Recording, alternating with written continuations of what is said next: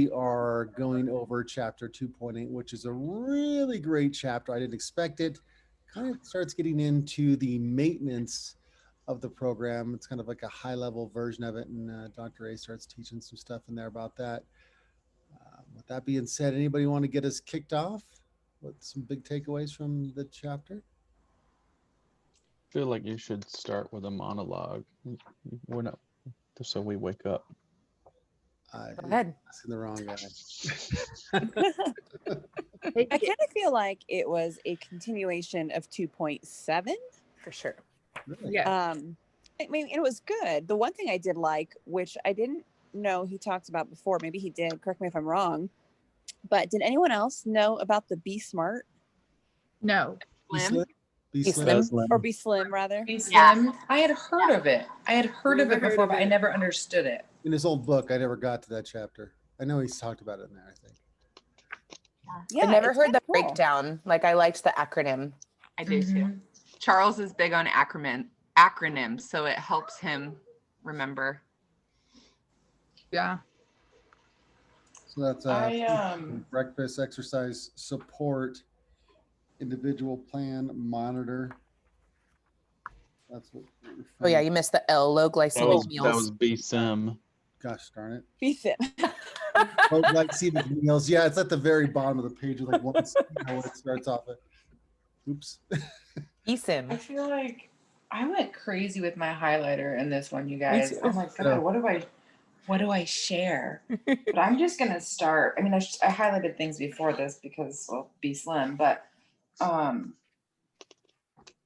I enjoyed each of us is a little different, and it is that curiosity and openness to learn and grow that will put you in control of those 200 food choices you make every day for the rest of your life. Mm.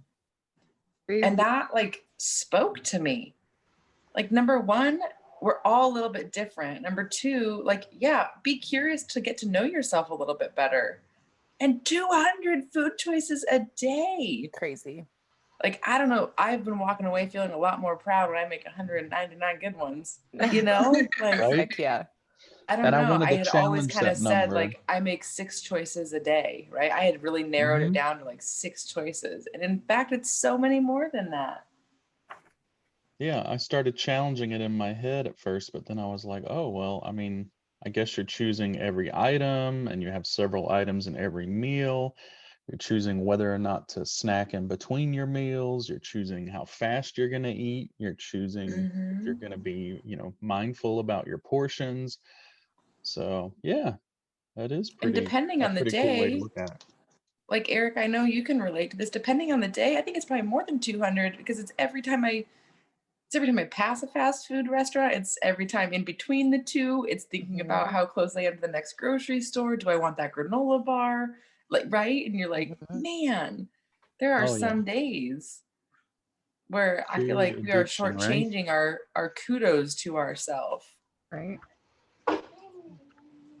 That's true. And it's such a big thing. I'm always telling clients, like, you gotta celebrate that stuff because when you make the right choice for even one of those 200 things, just telling yourself a little pat on the back, like, good job. Because You we're did, so quick. Yeah. We're so quick to judge that one bad mistake, right? And to go below the line and forget all the great things we've done. It's Totally. The easier. other 199 that we did awesome. Right. That's just the way our brain is. Yeah. I think we forget there's 199 more, or how, whatever. It's like we limit it to saying like, oh, I only made 5 good choices today, which makes the percentage so much smaller.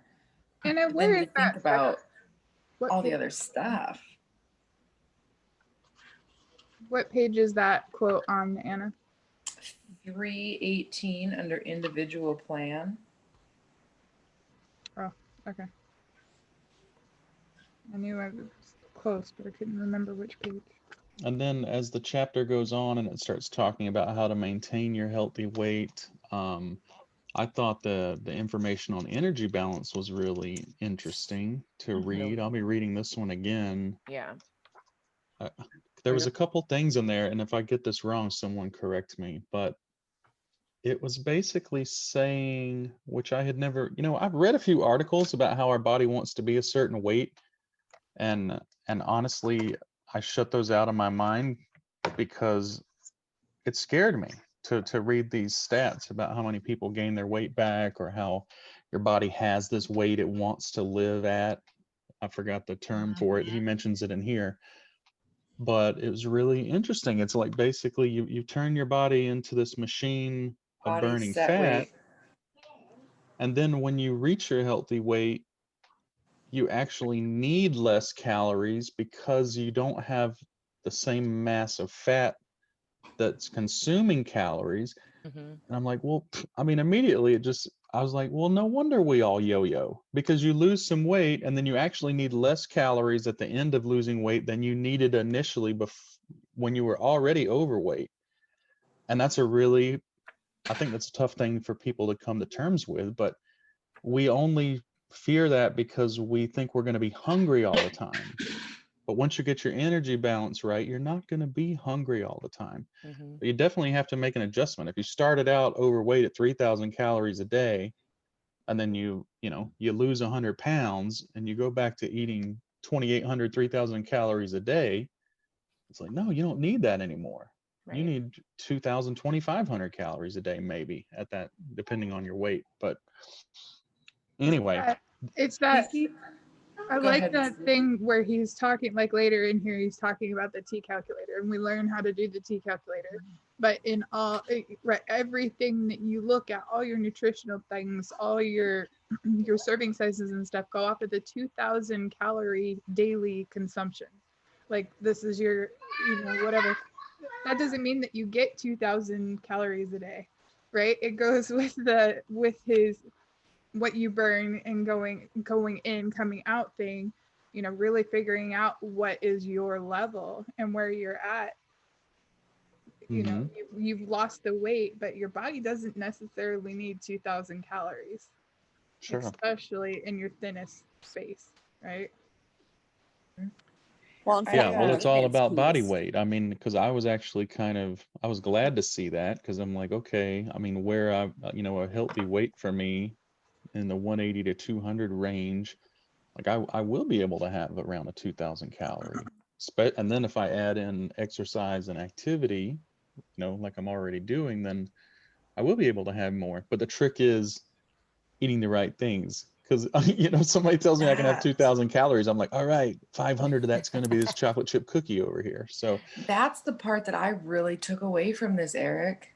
Like as it talks about like staying within a certain um, body fat parameters, and like what happens as our stomach stretches and mhm, uh, whatever the word the is, leptin and the insulin. unstretches, right? And like what's released, and then how we turn that sugar into fat to store. And it's like, oh my gosh, no wonder, like, no wonder as my sugar addiction and I watch those things play out, it's like my weight's in my stomach, Mhm. right? Like it just converts it to the sugar into fat and stores it right around the waistline. Like I don't get fat calves, I don't get fat arms.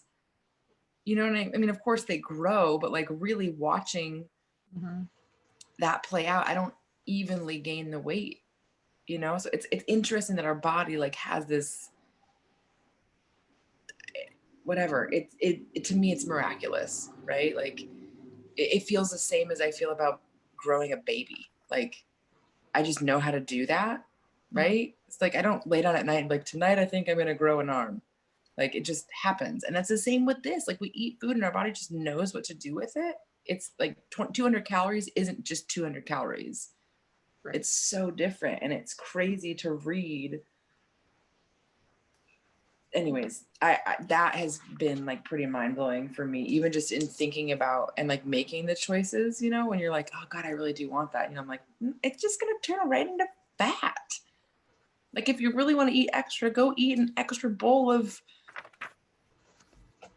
chicken and broccoli or something, like I don't know.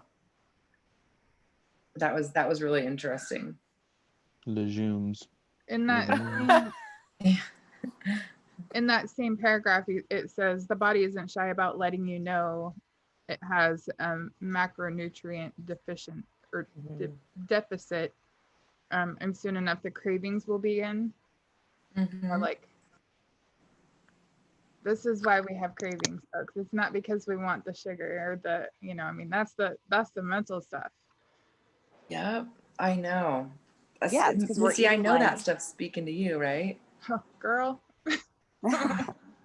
It's true though. Like we have like so the hard. cheese puffs or like, you know, whatever, the Ritz, and suddenly like 20 minutes later we're like, oh, we're still hungry.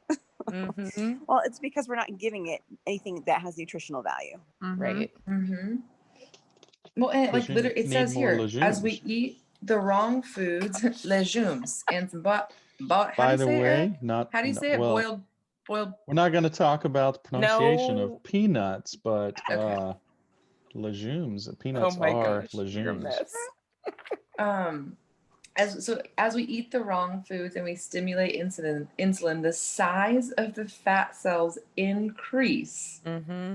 and this stimulates an increase to the release of leptin. This signals the brain to decrease the appetite, which then causes our body to eat less. It literally increases the size of the fat cell. I don't know, you guys. This blows my mind. The fat cells can overstuff and more And store energy. Yeah, it's just crazy. And it just Right? goes back to what you were saying, Eric. Like you have to be eating the right things. Like when we're spiking our insulin and eating the wrong things, it doesn't, I mean, you don't get that perfect storm of like maintaining because you're not eating the right things within that 2000 calorie diet. You're eating things that are just continually spiking. And then these fat cells it's bananas that your body just does this. Mm-hmm. Well, and Well, then you you know, build like- up a resistance to the excess insulin, and then you start gaining massive amounts of weight, right? Right. Like, Well, you know, when we have like, I don't know about you guys, but it's always whatever. Okay, it's always confused me when people are like, well, that's just her body type. And you're like, I wonder why they're shaped that way, right? And it's like, well, that's just her body type. And it's like, well, that's really weird that like, I don't know, we're recorded, so I want to be careful what I say, but Well, you You can have see- a lot of different shapes. I mean, people come in all yes, different shapes but like and where the wear weight the is weight gained. right, like Right. differently, but people But take that some and they of that- extrapolate it into like a scale number. And it's like you may have a body type that looks a certain way at a healthy weight, but you still have a healthy weight. There's no body type where your healthy weight is 25% over, the BMI chart. Right. I more. guess what I'm saying is like your body's showing the way in which you're gaining weight, right? Like this made me curious. This is okay. I feel safe saying it like this. This made me curious. If I were to gain 25 pounds overeating a macronutrient balanced diet, would my weight gain look different than overeating Hershey bars? That's a And good I think it question. would. I think you're it right. would. I really do. Because of Well, the 'cause- way that your where body you like store it would be different. Mhm. yes. How your body would process it would be different. Mhm. Well, especially in men, we see metabolic syndrome, which is really, the street name is a beer gut. And it's like that's Dad bod. because of those calories and what we're taking in. It's like, yeah, if that person Yeah. was having a 3,000 calorie balanced way of eating, they'd probably still be overweight, but yeah, they probably would be wearing it different. It would make Mhm. So sense. it's interesting to think. It just got me thinking about like, but is that really like just their body type, or is their shape? Food type. Yes. I mean, of course, like there's skeletal structure, right? Like, I mean, if your mom and dad don't some have a of it's booty, you probably genetic. ain't gonna have a booty, right? Right. Like, Some of it's genetics, obviously. yes. Like your Yeah, different amounts of muscle. physicality is going to be Right. genetics. But especially when we talk about like the midsection, right? Like it talks about belly fat in here and how our body deposits like to our belly fat. Anyways, it just really got me thinking about how much of it we really can control with what we eat. Mhm. Yeah. It just, well, I think Well, it was people really 2 weeks did. ago we were talking about like if you do choose to eat that sugary item, right? Like in our minds, we think, oh gosh, I had that cookie. That should just be it. And it's like, no, you should absolutely have that cookie. And then you should also have like a lean protein to balance that macronutrient, right? So your insulin's not spiking as high. Did you just recommend chicken and waffles to me? Because that's what I heard. Maybe. I think she Whole wheat waffles, baked perhaps? chicken would be my recommendation, or air fried. Like, Turkey. Yeah. and a No, I think waffled there's a lot Optavia to what you pancake. say there, but it's and it is careful, like how do you talk about it? Because there is such a range of body types, but I think Mhm. people get confused with body types versus healthy weight. It's like you might have a specific body type where you have a problem area, or you have a muscular structure that is difficult to overcome for maybe what somebody else might think is ideal. But your healthy body weight, I mean, that's a good measurement. Like unless you're Mhm. athletic and you literally have more muscle than the average person, your BMI, I mean, I tell this to folks all the time because people scoff at their BMI. I scoffed at my BMI, but it's like, okay, let's say you're an athletic build, maybe your healthy BMI weight is going to be 10-15% over what's listed there. But it's not going to be like way off. I had someone the other day just telling, they were like, oh no, my goal is going to be this. And I'm like, whoa, that is, I mean, we're going to achieve that, no doubt. But like, I really want to encourage you that, that's not where we need to stop. You can absolutely get close to this healthy BMI weight. Mhm. They just don't think it's possible. Mm-hmm. Brings the whole that BMI chart. That's what I hear most often when I bring up the BMI. Oh, that BMI chart. I don't believe in that BMI chart. That's for other people, not me. That BMI chart doesn't know anything. Well, do you know the science behind the BMI chart and why it's important? Yeah, I think loved. Oh, go ahead. I No, was you go ahead. gonna say, yeah, on that note, I mean, as we've talked to hundreds of people literally about this program and about that, and I personally let them see for themselves how much more they have to go once they hit that number that's not in the BMI chart. Mm. And so, a guy that we were coaching was 6'6". He's like, I'll be Skeletor at that 200-pound weight, Andrew. If I get to 200, I'll be Skeletor. I go, well, let's just see what happens, and we'll talk about it when you hit 200. And he hit 200. He's like, oh man, I got a little bit more to go. Like, right on, man. And he did. And he got, I think, below 190, and he looked like he was in high school again. It Wow. was incredible, Mhm. and just looked great. I mean, I envied his. I mean, we've shared his picture before, but it was just like, let's just see. Don't scoff it yet, as Eric would say, right? Like let's get to where you want, and then if you tell me that it's not, you don't have more to go yet, because we just don't know what we can accomplish sometimes. I think the number seems so big. Totally. Sometimes. Well, that's the thing about incrementally bettering yourself, is it's so hard to see this end or how you could even get there. And when you start, it seems unachievable. But I tell folks, like, you think that you're not going to look right at this particular weight, and let's just say you're right. Maybe you're not really happy with the way you look when you get to your normal BMI. But so what? Now you've got a healthy fat percentage. Now we go to work. I mean, now you're able and you're healthy enough to exercise, and we can change the stuffing in the human body, the pillow some that is the human muscle, yeah. body. The You don't have stuffing. to be scrawny. Okay. We can add some muscle and Right. you can shape yourself. Yeah, I think of like Chris Corey, like looking at his, like beginning, middle, and end, just seeing him lose all the fat Mhm. and then gaining so much muscle. And so obviously he lost a lot of weight, but then he gained a significant amount in muscle. So gaining the right kind of weight. Yeah, and he's a great example of when we talk about, like, he's like, well, I want to go to the gym. Like, hey, take a look at Chris Kidd. He lost the weight, then he put the muscle back on. Now look at what that looks like. focus on the diet first, where it's not trying, you're muddling both. It gets very confusing when, muscle weighs a little bit more. Yeah, it can be a mess. And it can be self-defeating too when you feel like you're not losing on the scale. Yeah.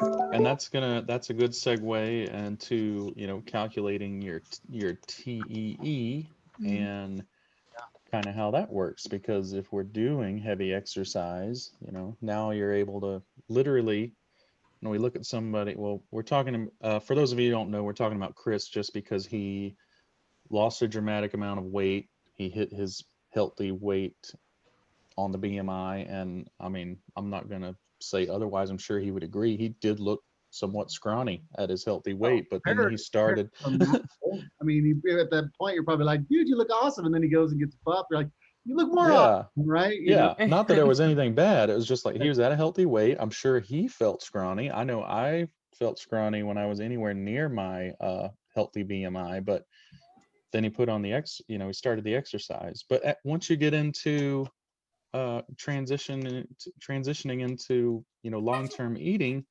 heavy exercise increases your calorie needs by 1.7, and that's massive. So it's like, you're going to be hungry? No, you're not going to be hungry. You're going to need 3,500 calories a day if you're exercising like that. Yeah, my this actually was my favorite part in the whole chapter. This determining the T, but when he breaks it down, and I know we have a calculator in Habits of Health, and it makes it very easy. But the basic, excuse me, I would say basic, even though it doesn't say that, but the basal metabolic rate, the physical activity level, and then the thermic effect of the food you eat. So I'm just living and breathing. That's the energy I expend. Then of course, okay, well, how much energy am I expending in my exercise, Eric said. And then how much energy am I expending in my digestion and eating? No one incorporates that, even though I don't know how much more that is. But that to me was kind of like fascinating. Like, no, that's what you need. Like, that's what we should be talking about, Like those numbers don't change Right. typically, like that just happens every day. Like, well, I'm bigger, I need more, I don't know. I've heard that a lot too. And maybe that's the case, depending on how big they are. But yeah, just to break it down in simple terms, that was, for me, that was like, I don't know. Weirdly enough, that was my favorite part. I don't know.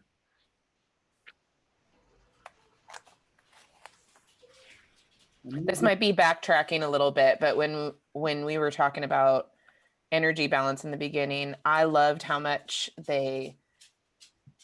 A talked about just kind of the other things out there, diets, and how unbalanced they are, and how those things cause people to yo-yo, which we know on some level and we've learned, but I love getting into the whys behind the what. And I love like really being able to have truths to tell people when they're talking about things they've done and how they've struggled and maybe why they struggle now or have setbacks on using these prepackaged fuelings and things like that. And they come in with that negative mindset, and it's like, well, let's talk about that and why that unbalanced diet, why that imbalance in those macronutrients, why cutting out all the carbs and all the things does not work long term.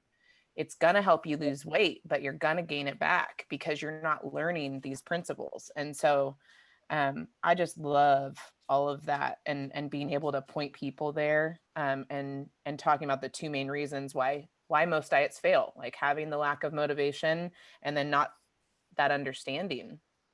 Yeah, and that's page 319. And I literally wrote in here as I read that, and I would love, actually, like you're saying, kind of like, I want to memorize this section just so I can say it verbatim. That's what I literally wrote, why other programs don't work, because that's really what we talked about at that, the top two paragraphs. And no, that was my second favorite part of it right there. Yeah, no, that's a great part. Perspective is a great tool when you can kind of share that. Absolutely. I mean, the main thing that comes up with anyone I speak with lately is keto. They've done keto. They're thinking about going back to keto. Keto really worked for them at one point, but it was hard to stay on track. And it's just like that main fat out there, that and like the intermittent fasting. So kind of both in those same, just being able to combat that educationally. My favorite question with the keto, Ashley, because I mean we're it's the boom. It's the big thing right now, right? Sure. I mean, It's a a fad. few years ago it was something else. Mhm. But one of my favorite questions to ask is, what did you learn when you were doing keto? What was your takeaways? It's good. You're gonna be so surprised. I mean, at least I have been so surprised about the responses, and a lot of them are like, I don't know. I don't know if I learned anything. Just carbs are bad. That's Yeah, all. I didn't. I mean, it's kind of a blur now because it's literally what I did before, and I don't know that we did it exactly right. My wife could tell me more about that, but that's literally what I did before I started this program, and I didn't learn anything, and I couldn't eat like that anymore. Just the eating that way, and there's been some people who've had amazing success on that, but I think when it's all said and done, you would have to eat like that forever Yes. to keep it. And you're right, Misty. I did not learn anything. Like I said, it's kind of a blur now. But I have learned things in here that I would have never occurred to me just following that program. And like, not to poo-poo it, because like Cindy says, all these programs work. Follow them, but what are you really? What are we really learning through those? Yep. Long Well, and are term, they yeah. long? Yeah, and are they right? Totally. Are they long term? The one thing I love that he talked about in this chapter is how even when you transition, you still need the proper motivation. It goes back to, okay, you hit your goal. It's almost like, what's your why now to maintain it? Yeah. Because he says in the proper motivation section, he goes, many people go on a diet with the sole purpose of losing pounds.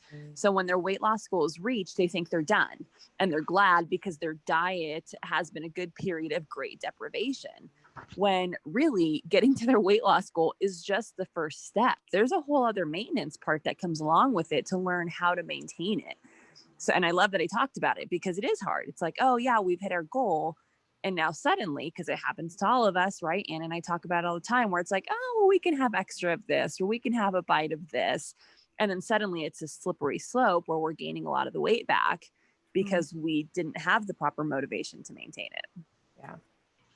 I forgot about that part, Cindy. That is, you almost, I feel like you're reading it, even though I know I have the book in my hand. That's a great point. I forgot about that. Well, and when someone's coming to you about keto and they've already been down that road, I mean, you kind of got to challenge them on that. It's like, well, keto really worked for me before. Well, then why are we talking right now? I mean, True. you lost some weight. I mean, you can put alcohol in your car and drive to the store, but you're gonna blow your valves. It's not a long-term solution. And honestly, even though you lost weight, it was not effective if you didn't walk away being able to keep off that weight. This and the just epidemic with the surgeries that seem to be being pushed for losing weight now. I keep seeing that same thing repeating. And if you ever have a client talking about going down that road, just look up some of the long-term results from that, because some people do okay with it, and some people it really isn't an answer for them. But it's a shocking amount of people that regain that weight within 5 years. And it's just all goes back to the habits and being sustainable with it that we're all striving for. Agreed. Absolutely. I also found that on page 326, the Dr. A says is about turning your TV off when you eat. That studies show that watching TV during meals increases the likelihood that you'll overeat. Yeah, because you're not paying attention. You're like zoning into the movie or the show, or got me thinking about like movie theaters. Like, what do you do when you go to a movie theater? Generally, you stand in a long line to get an extra large popcorn, right? And the candy, because you got to have sweet and salty. And then we sit there and eat the whole darn thing in a 2-hour period of time. Just that mindfulness, I guess. In the other book that I'm finishing up, it talks a lot about mindfulness, like just doing things while being present. And those sorts of things are so mindless. So it got me thinking about it Mhm. a little bit. Turn that TV off. We've been doing it more. Carrie is a big, like, eat in front of the TV person. It's And I find when that happens, I do find myself like wanting more, like just not even enjoying my meal, sitting there and eating my whatever, lean and green, and then, like, oh, it's just Mhm. gone. The circle Interesting. what Cindy had said, capture motivation, that was on page 323. I Can't can't hear hear you, you very Aaron. well. Oh, Yeah. you can't hear me. too far There we away. go. Oh, Now sorry. we can. Must have the best microphone ever. Dang it. Yeah, sorry. So what Cindy was saying earlier about proper motivation, that's on 323. This was another thing. I couldn't find the page we were talking about, but it says, this is what I really loved about it. He says, I hope you're in your life book. Please review elements 1 through 5, which are really the core of like getting you started, and then some of the behavioral part, right? Like the surroundings, mindset, and the habit loop, which is why hopefully, at least what I do with clients and folks is like, please, let's get through those, because that's like, for me was like, oh my gosh, this is fantastic, right? Like, but yeah, to him to circle back to that was good, because that's what he talks about at first. You know, of course, keeping the right mindset. You reach a healthy weight. We need to keep going. Keep that mindset. You haven't reached the finish line. This is a long game. But the elements support that, the healthy surroundings, and how we view the world, things like that. I love that. Mhm.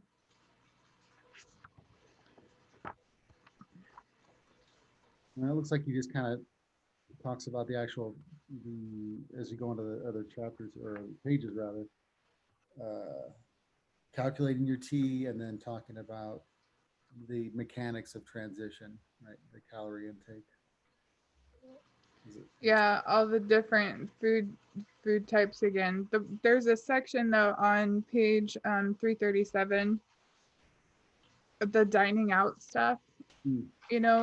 Not that we can do a whole lot of it, but there's this part right here that he talks about restaurants having a secret weapon. The first thing they do is they come to you and ask you if you want a cocktail. Always. And then why that's their secret weapon, after a busy day, you're looking to relax. But just after one drink, it inhibits the neurons in your brain and they start to shut off.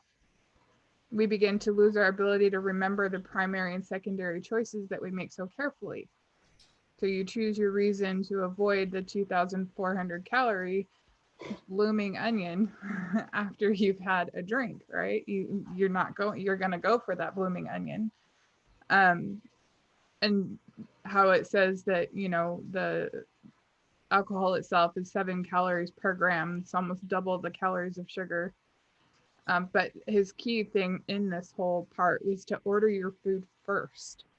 It's not that a glass of wine at dinner is a bad thing. It's just making sure that you're ordering your food first and not your drink first. So I thought that was kind of, a good thought process. But there was something else that I had read too before, that alcohol actually makes you hungrier. So your food choices are probably going to be impacted as well. Like what you actually order is going to be, probably a larger scale. Maybe you're going to go for the pasta or something that's bigger because it's stimulating that hunger, making you hungry. Yeah, I know from personal experience of playing darts at the bar, when alcohol, because it's consumed, that's very much part of the culture. I mean, then they have all the fried and all the food, and it's, for me, it would be an endless pit if I indulged in something like that. Like I would just keep going, no doubt There's about it. the whole thought process of I need to eat so I can soak up this alcohol so I can drink That's more. true. Yeah, Right. if and I got to drink more because of Yeah. I think there's some truth to that too, but I also like how much of that is stimulated from the alcohol itself as well. Like where is that circle is happening where, I need to drink more. I need to eat more. I need to drink more. I need to eat. So now you're in this stupid loop. Yeah. It's all about the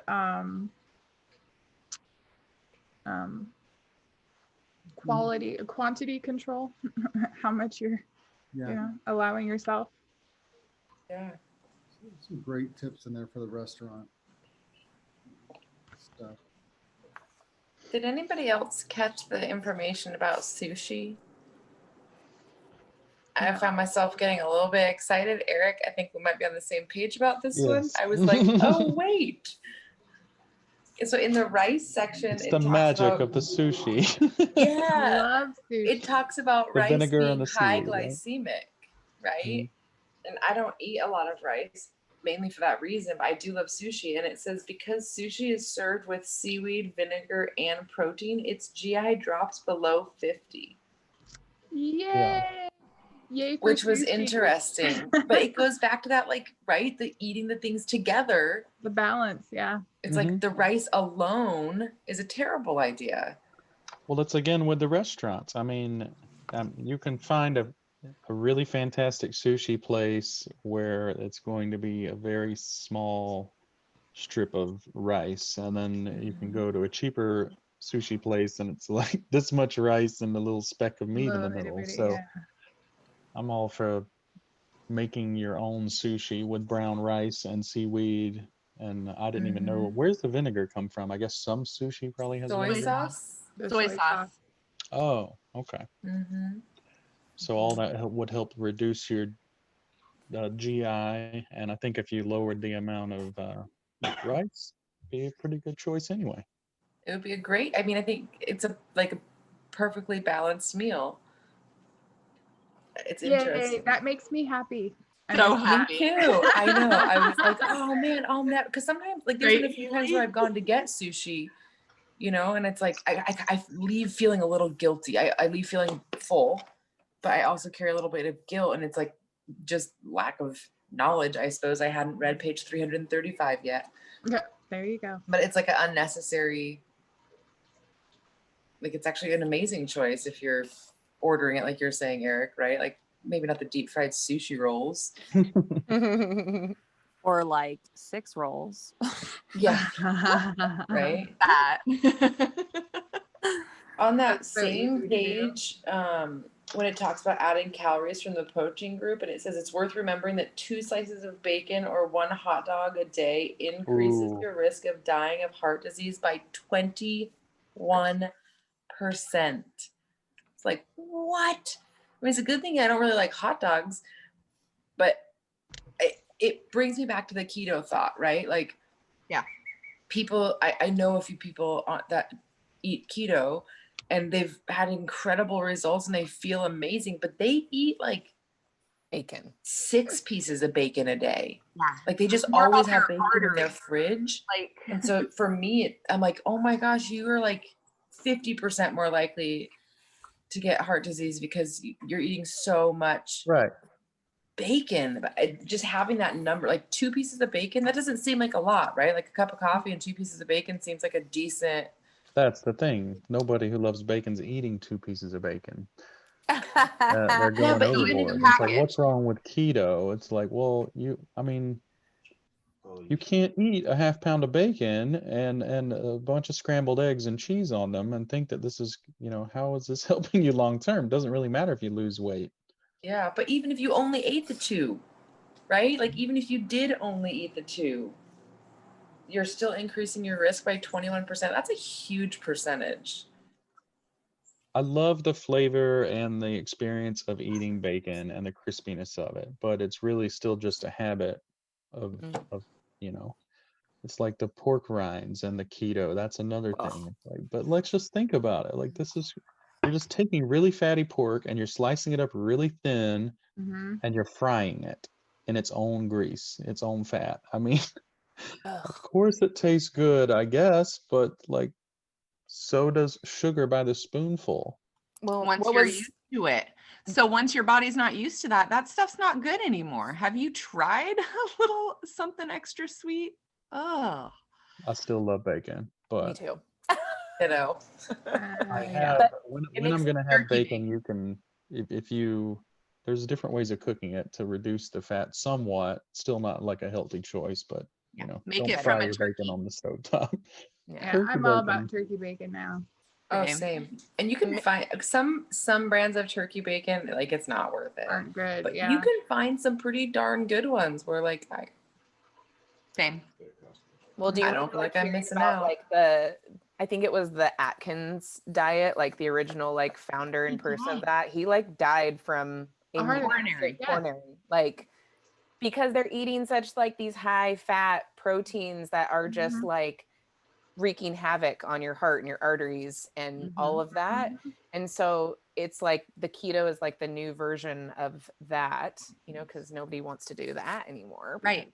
Well, because it's again, it goes back to that like lazier keto, right? Like if you do an actual keto, you are making choices to have higher fat, but it's healthy fat, and you are having fruits and you are having vegetables. but you have the freedom to choose. But From it all of takes a these lot things. of work to Yes. do a healthy, right? Like To make it it's a lot balanced. of Well, yeah, work. because you're already to do being so that. restrictive, like we've talked about. People feel like they're already so restricted on diets and doing these things that like this is something they still have a choice on. Like I can do this healthier version, or I could still lose weight being a little less restrictive and having bacon all day. Mhm. I have bacon all day. And vodka. Mm. Yeah. With tomato juice. Boom. Veggies. A Bloody Mary. salad. Checking the boxes. Right? Blech. I was curious when I'm looking at like the transition. I mean, I've gone through this so many times referring to this as I've started to talk to people about transitioning, had a few clients that have transitioned, but obviously there's the 4 weeks, you know, where you're reintroducing things, and that is super important. And I love that they do that. It's like we're intentionally doing this very strategic, you know, adding fruit back in, adding grains back in, adding dairy back in, more calories. But I think of a specific example of a male that we helped transition, and his T was much higher than like my T, for example. Like my T would almost be met by the end of that 4 week process. I would just have like a couple more weeks of adding 100 calories back in, like over the next 2 weeks after that initial 4 weeks.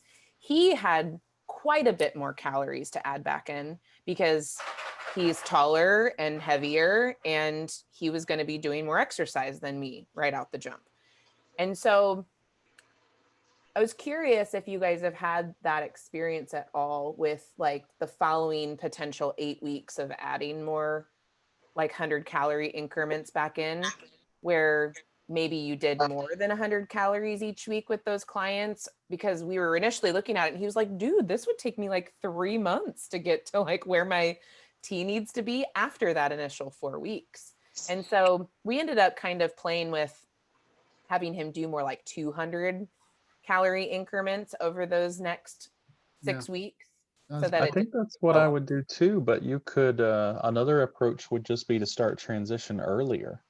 It's like you're still 10, 15 pounds off of your weight, but let's start transitioning, because you're probably going to continue to lose weight for the next, month and a half until we get your calories up. Sure. I'd be curious Well, what that- nutrition support recommended, because in the book, Dr. Anderson talks about like reaching your healthy weight and then staying on 5 and 1 for 2 weeks at that healthy weight Mhm. and then transitioning. So I'd be curious to know what nutrition support says. I have not had that experience. He's done With someone really that's- well, and he fluctuated a little bit, like Dr. Anderson says we will do when we're adding calories back in, but nothing that hasn't like come right back off or leveled out. So yeah, I mean, just curious.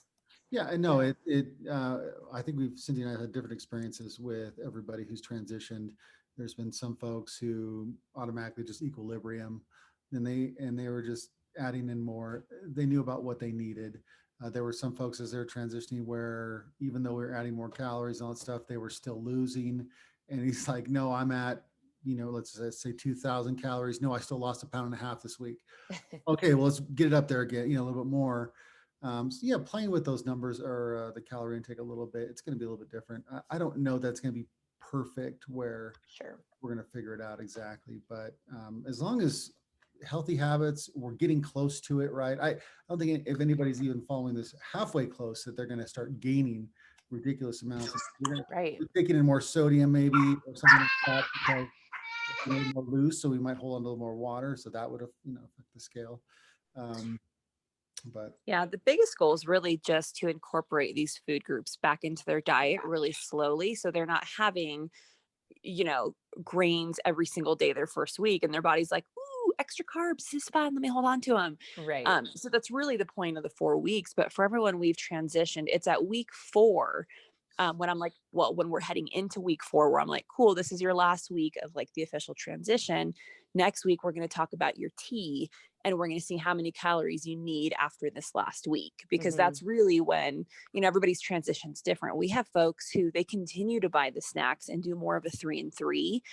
So that's also a different conversation we have of, okay, well, I need to make sure I understand what your transition looks like, because at the end of week 4, are you going to continue the fuelings as snacks in between breakfast, lunch, and dinner? Or are you going to completely wean off? Because that looks very different than utilizing these really awesome 100-calorie snack options that we have. But usually week 4 is when we talk about tea and how to incorporate extra calories after that. And he actually provided a really awesome meal breakdown. Well, it wasn't so much a meal breakdown as a calorie breakdown on one of the pages for somebody who's a 1900 calorie tea person. 332. Yeah. Yeah, that one was really great. Same concept though, right? Where it's like you have your 100-calorie snacks in between the meals, and then your breakfast, lunch, and dinner are the larger ones. Sure. Well, if you Google Optavia's sample meal plans, I think there's a PDF that has meal plans up to like 25 or 2700 even. oh, Yeah. Yeah, they're great. new. I haven't seen that one. They're on our resources tab in the back office too. I love that. I send those to all of my clients when they transition as kind of guidance for them, because I have a lot of clients. They're like, yeah, but like I know how I eat on these days, but like what about, for example, like the days that I work out, it's significantly different than the days I don't. I mean, we're talking about like 500 to 700 calories some days if I work out hard. Like, how do I eat differently? And so the sample meal plans are helpful to kind of gauge what that looks like, and we get so stuck in the 5 and 1, right, that then when we get to maintenance, it's like, okay, I got to add dairy. What?